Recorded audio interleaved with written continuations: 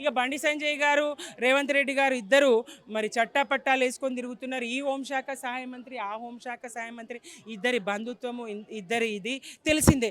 ఒకవేళ కాంగ్రెసే చర్య తీసుకొని ఉంటే, ఒకవేళ రేవంత్ రెడ్డి గారే చర్యలు తీసుకొని ఉంటే మాకేం పని?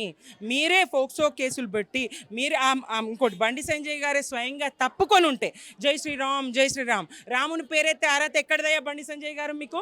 రాముని పేరెత్తే అర్హత ఉన్నదా? రాముడు అసలు రామాయణం గురించి రెండు ముక్కలన్నా కట్టే కొట్టే తెచ్చానన్న తెలుసా?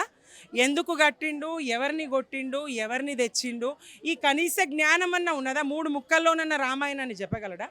రాముడు కట్టి కొట్టి తెచ్చినటువంటి సీతను అగ్ని పరీక్షలో అగ్ని పరీక్షను ఎదుర్కొన్నటువంటి పునీత సీతను ఒక్క పౌరుని మాటకు అడవికి పంపించు.